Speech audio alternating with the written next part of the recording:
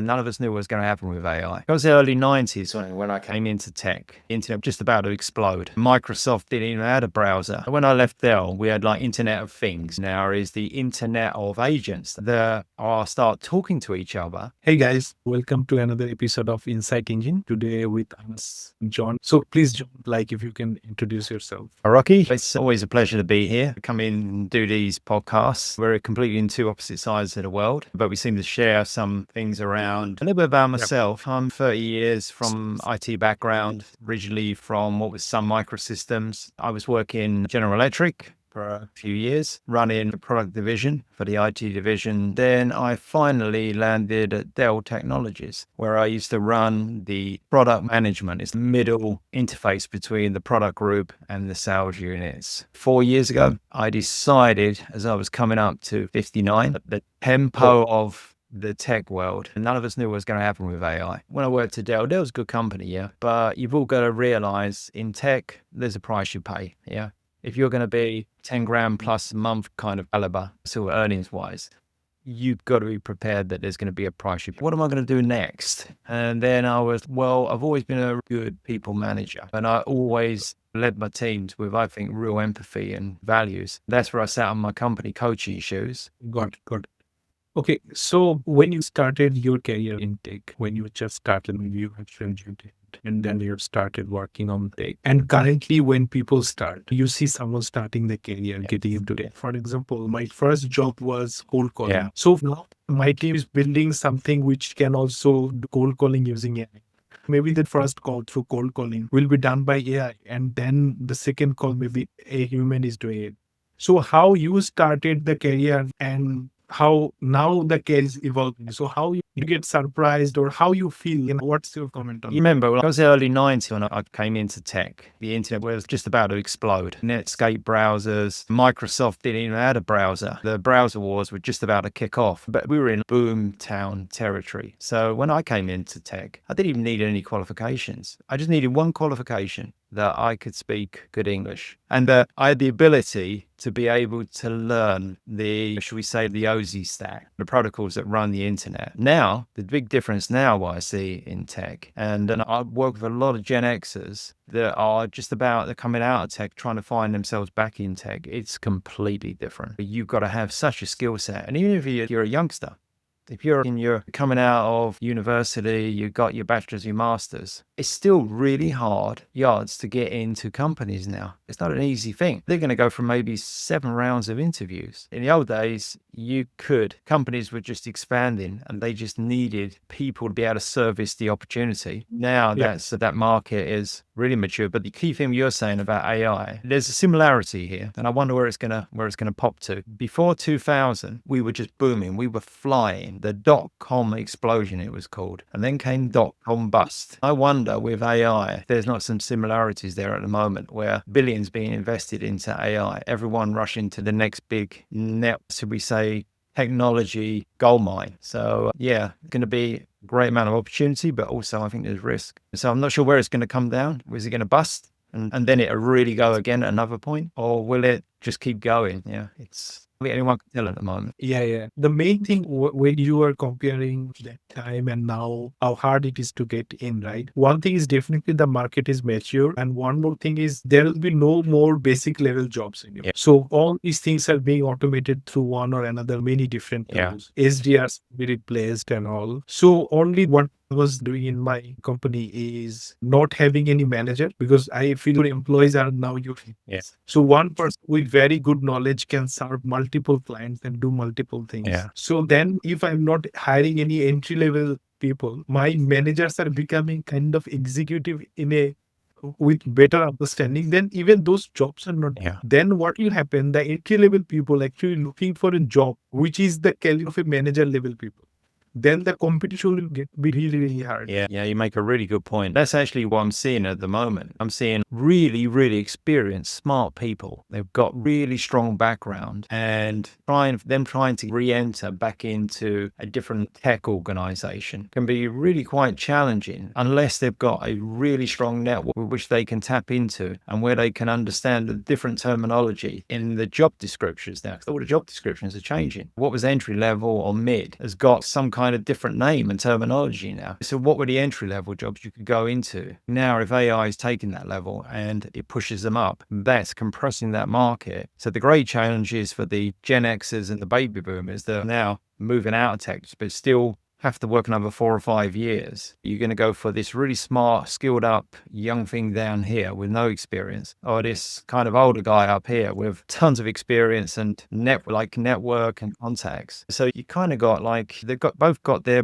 benefits, yeah, as to where they can fit. I'm kind of intrigued to see where it's gonna play out. Who's going to actually bring more benefit in the long term? Yeah. So I think the person who will bring the more kind of value is someone who is really proactive and curious. Yep. So proactive is you don't have to manage them. They are taking actions on their own because they know what's the goal. Yeah. And they're very, very curious. So they're always learning. Yeah. Because you think now the world is something like you in an exam hall and you have the book with you. Yeah. You know everything that you want to, it just press of a button away. So it's all about how proactive you are in this process, how loyal you are. There will be also how emotionally capable you are. And there will be also likability. Yeah. If one person is working with another person, then they will also focus on, hey, how much, because maybe 10% can bring the same results. So they are all using AI. And they can replace another 10%. Yeah. So then there are more different things to qualify. Maybe I have 4 employees, then I just love to keep the employee that I really love to work. He understands me and I understand him. So there'll be very new criteria to hire someone and be with them. We never know what will happen. And one thing, as you were saying, will there be any crash or anything? Yeah. So what I believe will happen is a lot of the AI that people are building within 1, 2, 3 years, they will all die. Yeah. Why they will die? Because there will be core operating system doing all those things. Yeah. For example, I don't know, maybe Mac OS doing a lot of automation that maybe one tool is doing now. Yeah. Then you are getting it with your operating system. Why would you need something separately? The way ChatGPT is adding every week or two, there is something new. And definitely it's killing some small SaaS products. Yeah. Yeah. What's intriguing me at the moment is when I left Dell, we had Internet of Things, IoT. What's really interesting now is the Internet of Agents, the IOA versus IoT. When you get IOA, so Internet of Agents, that start talking to each other. Imagine that fridge now, yeah? That fridge where there was a bottle of milk, they're Internet of Agent things, going to start talking with each other in a completely different way. So it won't just say, I'm empty, I need the milk. It's going to say, actually, I want to know what kind of milk. I want to know where it's the cheapest. I want to know the supply chain. And there's all these intelligent interactions going that's going to bring a completely different dynamic. And then if his health agent is talking, hey, you had stomach problem last week, don't buy the milk. Exactly. It's that whole level. I mean, we're not even, it's just starting to go into that territory. Even when we started with Internet of Things, I never forget, I went to the lab in, I think it's Limerick in Ireland, and they had all real life versions of Internet of Things. And they had this one Internet of Thing, which was Mind Your Herd. So it was for farmers, yeah? So it was basically an app where you can mind all your cows, yeah? You could see when the cows were going to calve, the body temperature, everything. I mean, at that time, that was really radical. It was a farmer can now, instead of having to go and check and everything, he just looks at his app. He can tell, oh, one of the cows is going to be ready to go in the calf and everything. I thought that was brilliant. Mind Your Herd was this stuck in my mind. But now with Internet of Agents, I mean, that is so far reaching. I mean, where that is them artificial intelligent agents all start talking. Imagine this. Apple have not come with their AI version, yeah? Now, I know they've got issues with ChatGPT. They're trying to use chat. But just imagine, Apple have got, what, 1.2 billion devices out there in the market? I've got an iWatch, here. This thing can, at the moment, can tell me if there's an irregularity with my heart. It can scan. Imagine it when Apple actually do come with their AI Siri version that can actually monitor you and actually warn you and say, I think you're in danger of having a heart attack. You need to get more sugar in your blood. The reach of it is so massively far. So I'm really intrigued what's going to happen with Apple's announcement when they actually do come with their AI solution, because that install base, 1.2 billion, I think it could be more. It's huge. Yeah, definitely. And one part I want to mention when you are talking about agents and all, So how these things are evolving, what I believe many people are looking at it in a different way. Definitely it's from their life and point of view and the stage of their life, stage of their career, they are defining Yeah. it, right? Maybe some people are losing jobs. Even in my company, around 30 people lost their job because Yeah. of the system that we have built. So the thing is, how I look at it is, if you really know how to use it, it's all about freedom because you can avoid a lot of basic tasks. So it's more on what's really important. Yeah. Just think the amount of tasks the AI can achieve now, and then you can spend more time with your family. Yeah. So it's something like that. And what else will happen? I don't know. I'm not an expert in that, but what I believe will happen is governments will increase their tax because you are earning too much money without paying people. So the tax will increase, and then the government will pay the people to. There will be a lot of unemployment because actually those are not required. Yeah. Maybe they will find something new to do. Yeah.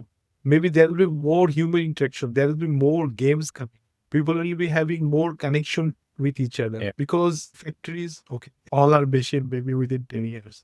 And these are more efficient. Then what's the point of utilizing human in that? Yeah. Then either they have something really good to do or like it's just community. We are just human. Like there is robot to do it and then the government should pay for everyone.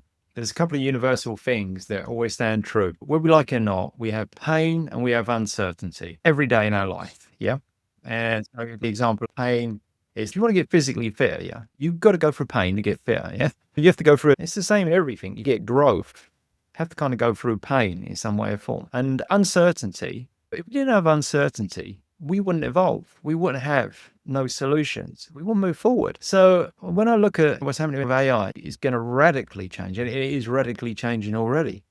But you're kind of going in them two areas, yeah. So if I take myself now, sure, I've got real uncertainty as I grow my business. You do, Rocky. You have uncertainty, yeah.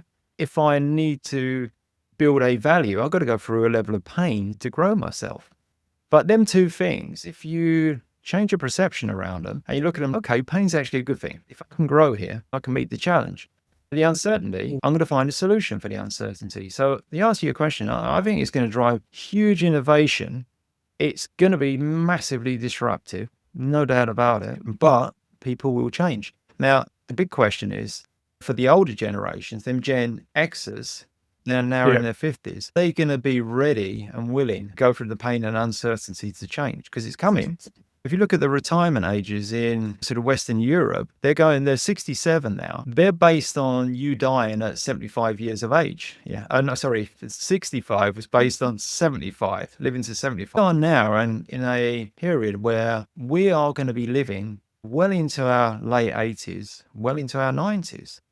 So that whole model is going to change. That's going to mean pensions are going to change. That's why the age is going up. So the age could go over 70 before we can retire. That means you've got to get ready to change. You've got to be ready to adapt. Is it nice? Probably not for everyone if you don't want to, but there's going to be a huge majority of people are still going to be able to retire in their 60s, but they can be living to their 90s. So how are they going to adapt? Yeah. So how are they going to adapt with what's going to come from AI? And then there's going to be this huge group that have got to work. They're going to be changing their jobs now in their 50s and they've got to go above. They've got to go 67 or above. They've got to change. And they're the ones that if they get their mind around, okay, pain's all right. Yeah. It means I'm going to grow. Yeah. The uncertainty, I'm going to find solutions. And then coming back into AI, because you're right. Like for me, AI, I use it 60% of my day now, probably more. As an entrepreneur, best thing ever. I mean, I've been an entrepreneur twice, by the way. Yeah. When I did it, first bloody hard work. Now